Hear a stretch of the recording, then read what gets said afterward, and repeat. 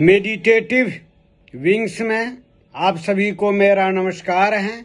कैसे हैं आप? आज हम आपके समक्ष लाए हैं अध्यात्म तत्व का नया अध्याय, सांस का खेल। तो आइए हम अपने साधना के अनुभव को आपके साथ शेयर करते हैं। कल मैं आपसे मुखातिब हुआ था अध्यात्म तत्व का अध्याय, मन का खेल। आज हम आपसे मुखातिब हैं सांस का खेल अध्याय को लेकर के। यह लगता है आपको जनसाधारण सामान्यतया आदमी सांस को सिर्फ इतना ही समझते हैं कि सांस आ रही है जा रही है, बस इतना ही। और सांस को के बारे में तो भूल भी जाते हैं कि सांस चल रही है कि नहीं चल रही है। आप काम में व्यस्त रहते हैं, कोई भी काम में, पढ़ाई लिखाई, संसारिक कर्म, बिजनेस, कुछ भी काम करते हैं तो मन के सहारे काम करते हैं और आप सांस को तो भूल ही जाते हैं। सांस, चूंकि सांस तो अपना आना जाना निरंतर जारी रहता है आपका, तो सांस के बारे में आप कुछ नहीं जानते हैं और इसके खेल को आप नहीं समझते हैं। जब आप इसके खेल को समझिएगा, यह सांस जो है यह खिलाड़ियों का खिलाड़ी है। अभी तक आप समझ रहे थे मन ही खिलाड़ी है, लेकिन यह मन का भी खिलाड़ी है। यह खिलाड़ियों का खिलाड़ी है आपका सांस। ध्यान की गहन अवस्था में मैंने सहस्त्रार में, यहाँ कपाल में ब्रह्मरंध्र को देखा। ब्रह्मरंध्र आँख जो है ना, मेरे हर एक वीडियो को देखिए, मैंने विस्तार से जो है हर एक बिंदुओं पर मैंने प्रकाश डाला है। यह आँख जो है यह स्थूल है आपका, यह स्थूल चीज को ही देखता है आपका।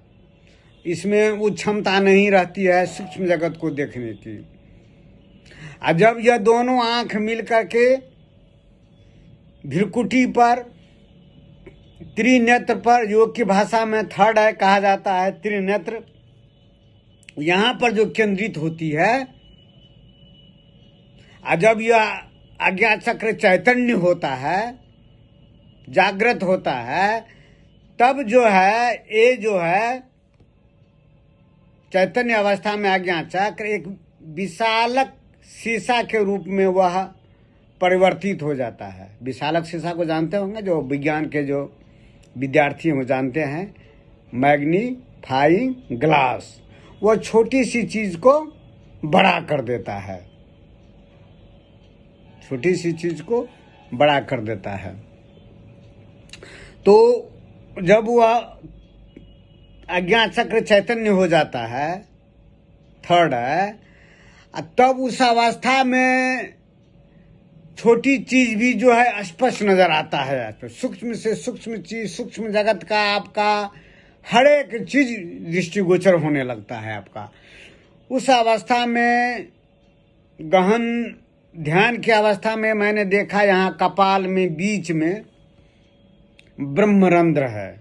योग की जो साधक हैं, जो योगी हैं, इस चीज को जानते हैं। योग में भी वर्णन है, योग शास्त्र में ब्रह्मरंध्र जो है कहते हैं, जो यह केस के पतले की आकार का रहता है और ब्रह्मरंध्र से जो है प्राण जो है अंतिम समय में ब्रह्मरंध्र के सहारे ही है, वह जो है शून्य में जो मिलता है आपका, शून्य में। शून्य जगत में।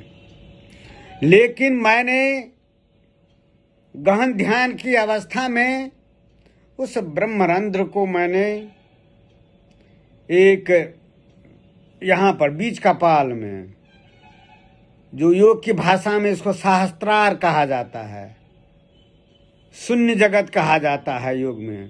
सहस्त्रार शून्य जगत कुछ नहीं है, लेकिन बोलचाल के भाषा में इसको क्या कहते हैं, या कपाल।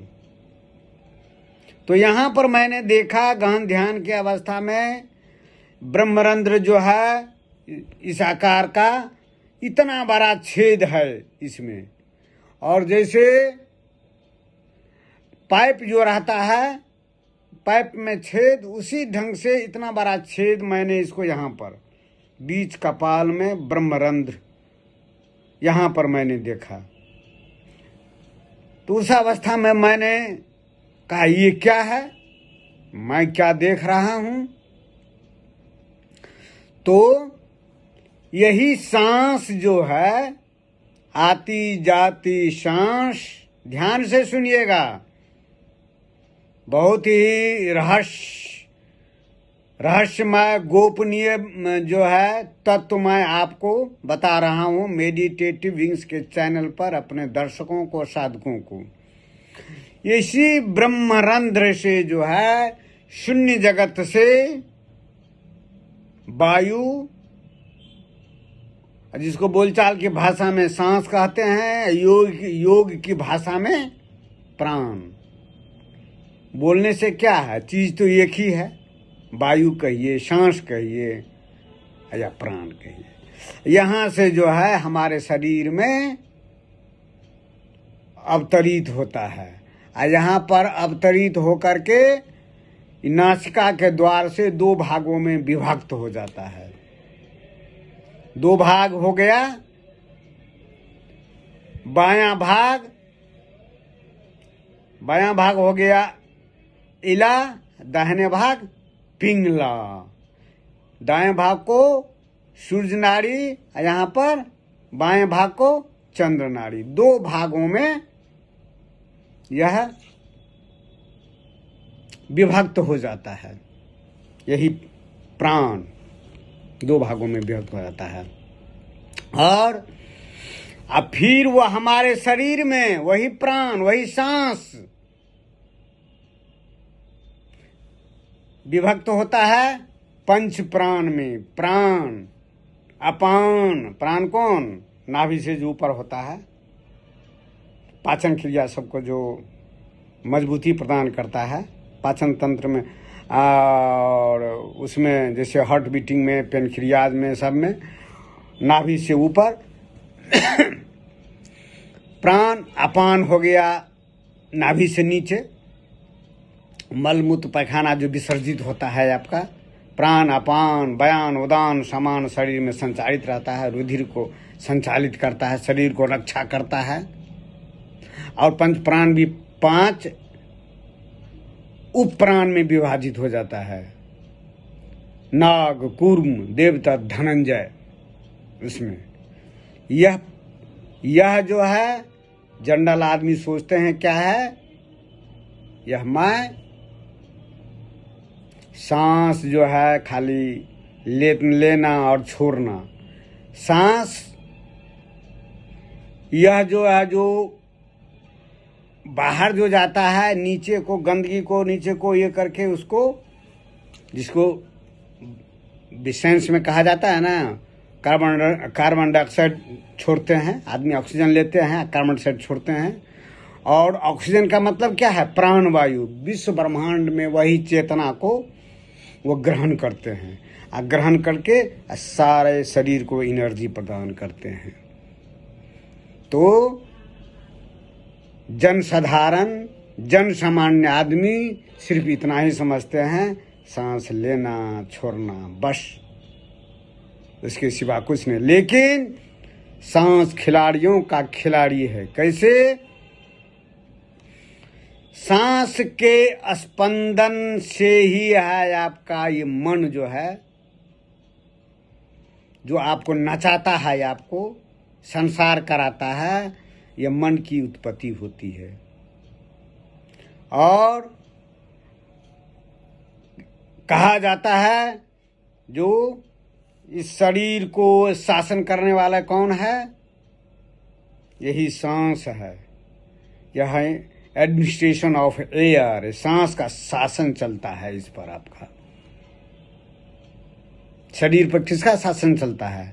जनरली लोग कहते हैं मन का शासन चलता है, मन नचाता है।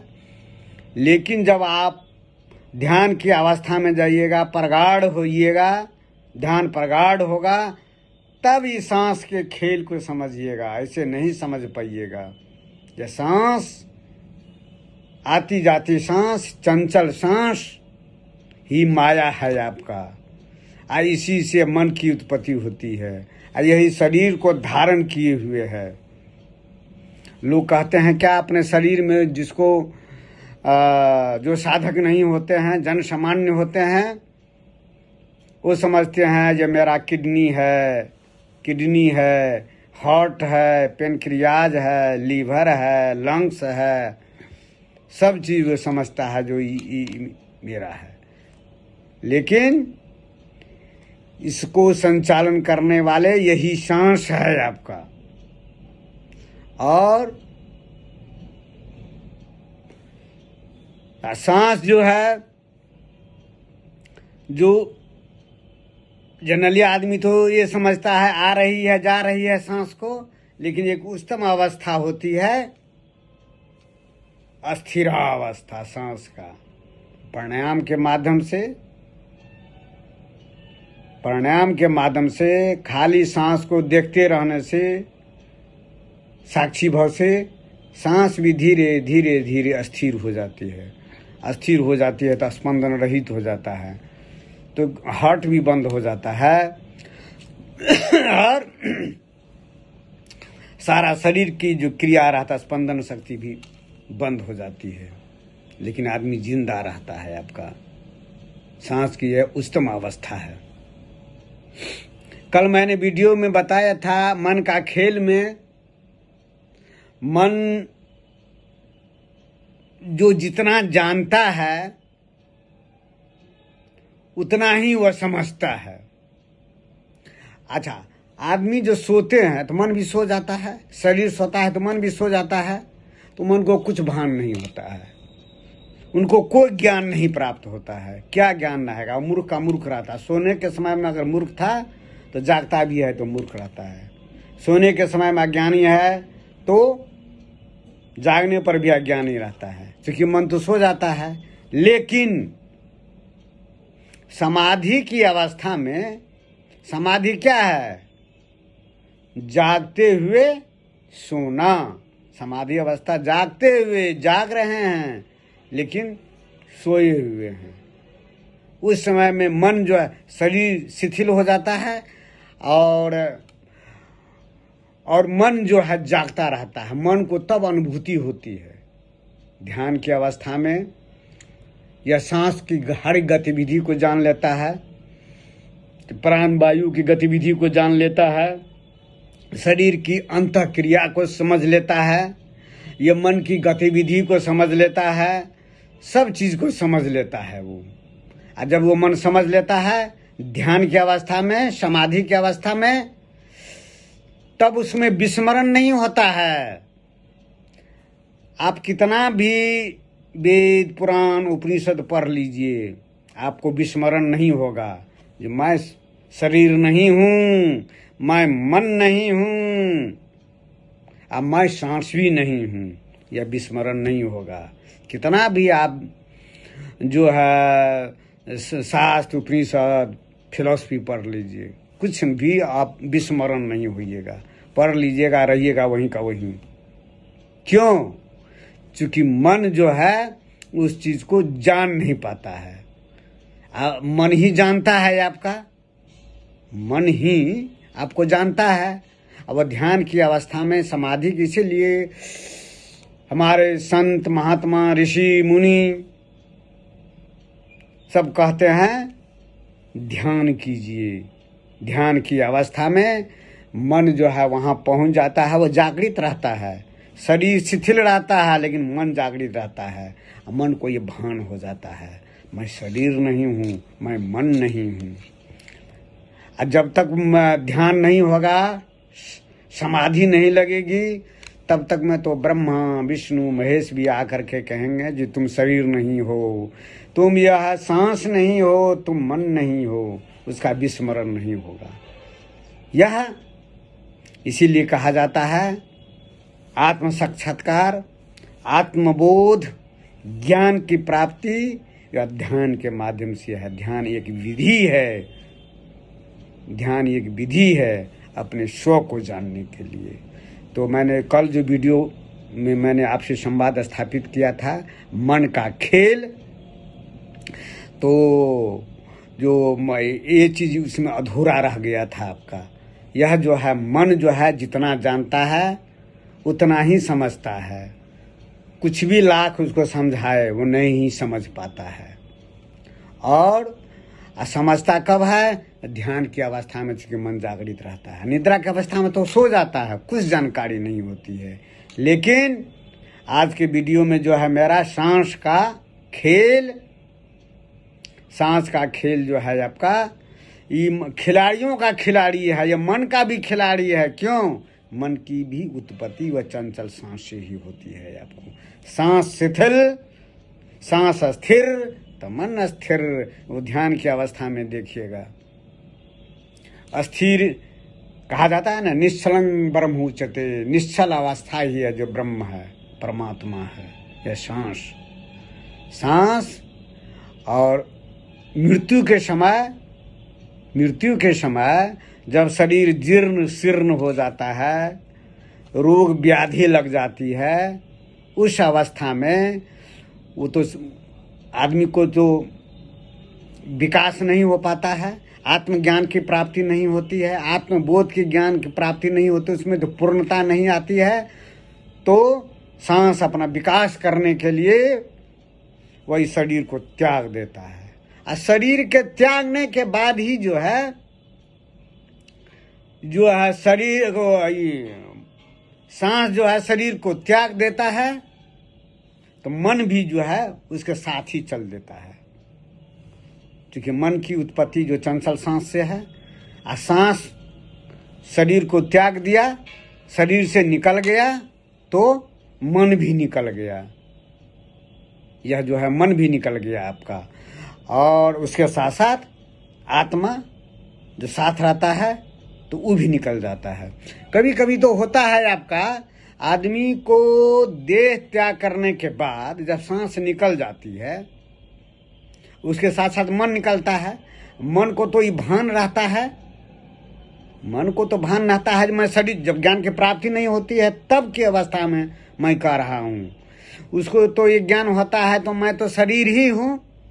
तो देह त्याग करने के बाद जब मृत शरीर को जलाने के लिए श्मशान घाट की ओर जो ले जाते हैं उसका स्वजन परिजन, तो ये मन भी जो है वो सूक्ष्म शरीर में रहता है, मनः तत्व प्राण तत्व। और उस शरीर वो समझता है जो मैं मरा नहीं हूँ, उसको भान नहीं होता है मैं मरा हूँ, मैं मरा हूँ, अब ये शरीर जो लायक नहीं है। वो समझ, वो देखता क्या है, अरे मेरे शरीर को कौन ले जा रहा है, इसको मेरे शरीर को कौन ले जा रहा है। उससे मन को ये भान नहीं हो पाता है जो मैं इस शरीर को त्याग दिया हूँ। वो देखता है वो शरीर है मेरा पड़ा हुआ है, मेरा शरीर में पड़ा हुआ है, मैं अलग हूँ। वो शरीर में घुसने के लिए जो है तत्पर रहता है, मन तत्पर रहता है।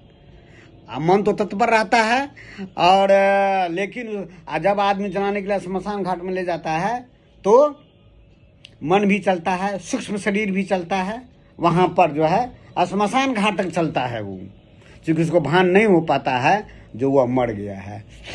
जब उसके स्वजन उसके शरीर, मृत शरीर को जला देते हैं तो सब जो है उसको रोकता है, उसको ये क्यों शरीर को जला रहे हो, मेरे शरीर को जला रहे हो।